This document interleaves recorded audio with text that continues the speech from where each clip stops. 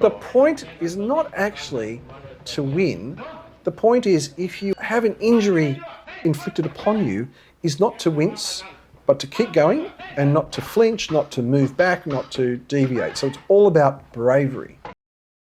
Hello, and welcome back to another edition of Nifty Notions. I'm Jason. And I'm Andrew. Today, Jason, I'm going to talk about something that we see in a lot of old war movies, especially with German soldiers. White flags. That's for another video. Not white flags, okay. Jason. No, and when I say soldiers, I mean officers specifically.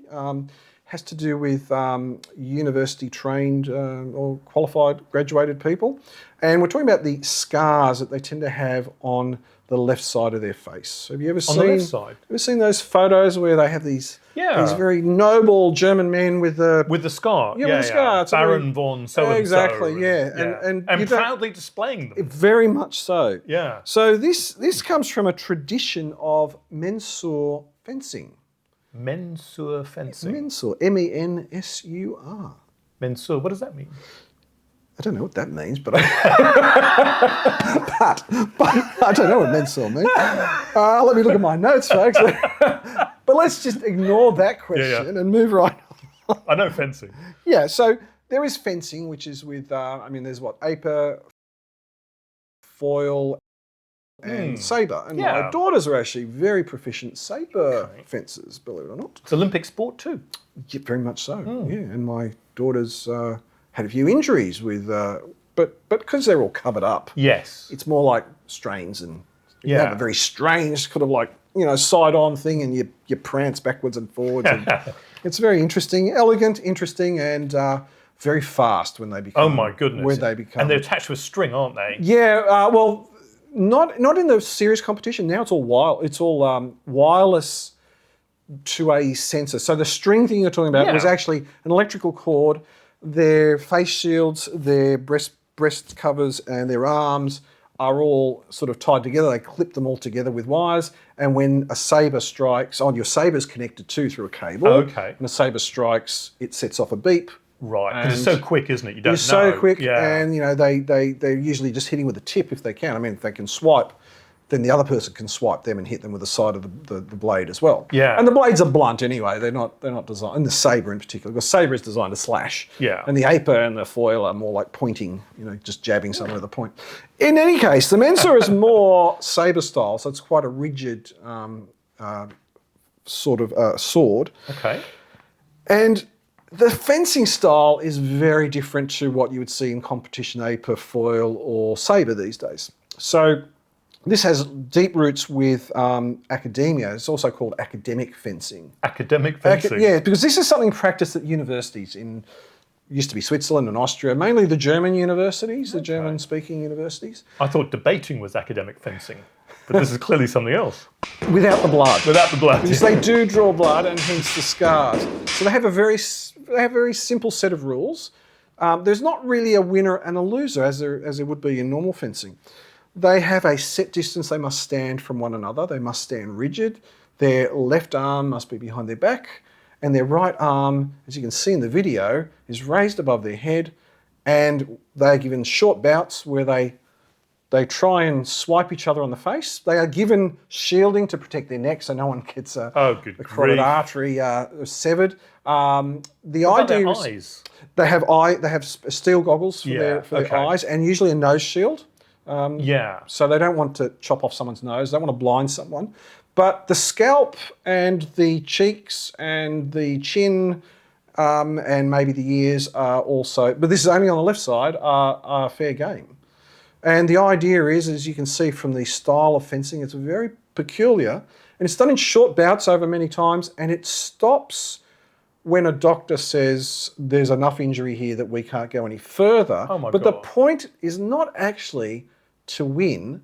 The point is, if you have an injury inflicted upon you, is not to wince, but to keep going and not to flinch, not to move back, not to deviate. So it's all about bravery. Oh my goodness. So even if you don't get struck, well, you're probably a better fencer than the other dude if you actually struck him. But if he hasn't flinched and he's kept going, And you've got him. And you've got him.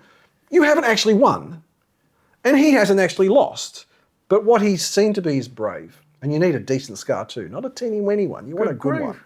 When did this sort of stuff take off? Or how far back is this? It goes back a long, long way. Middle Ages and Renaissance. Wow. Apparently, there's some people doing it's kind of illegal these days. But there are still some. Funny that. Yeah, funny that. But there are still in academic and university circles. They still practice this in the dark, in a sense, or in really private, behind closed doors. Behind closed doors. So it's not common these days. But yes, so you see the professors at lecture with the scar. You know what they've been up to. You know exactly what they've been up to. So it is. If we go through the rules. The rules are 2 fencers would stand a fixed distance apart, unable to dodge or retreat. Good grief. Protective gear such as a chainmail neck guards, padded vests and goggles were worn to shield all but the face and head. The right arm was left free, which is the sabre arm, while the left hand clutched a small shield behind the back. Wow. Combatants exchanged slashes with specially designed sabres or rapiers, aiming primarily for the opponent's cheek, forehead or scalp. The bout continued for a set number of rounds or until a doctor deemed a wound sufficient. Good God. How about that? Doctor Cut deemed deep enough. Yes, exactly. And the presence of a doctor, seconds, trusted assistants and strict regulations ensured that wounds, though often bloody, were rarely life-threatening. Rarely life-threatening. I don't like that. I don't like this. So, the facial scars were known as a schmiss. Schmiss. But he didn't schmiss, he hit. Exactly, and you're a German speaker, aren't you? Schmiss. And a schmisser for plural scars.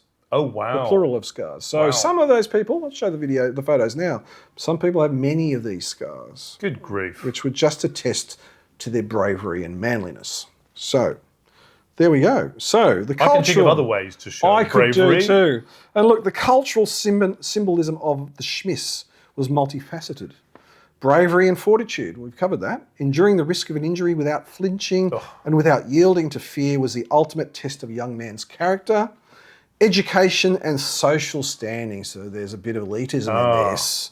Since the Mensur was practiced at elite universities, the scar also signified a privileged education and the connections that came with it. So it probably gave you some boys' club connections afterwards as well if you carried this sort of stuff. Membership and solidarity. Within the fraternity, the schmiss forged a bond among participants, marking them as brothers in arms and members of a select group. And masculinity and nobility, again elitism. In a broader cultural context, a facial scar was associated with the virtues of the aristocratic warrior class. Wow. And Jason, that is Mensur fencing. Wow, and I thought... On guard. On guard, yeah. And I thought shaving in the morning was a risk. And I don't have any cuts this morning to show you. No. Wow, thank you for that. I'd never heard of such a thing. Ooh. And that is it for this edition of Nifty Notions. I'm Jason. I'm Andrew, and if you've enjoyed what you've seen, give us a thumbs up, subscribe, and share us with your friends. Catch you later.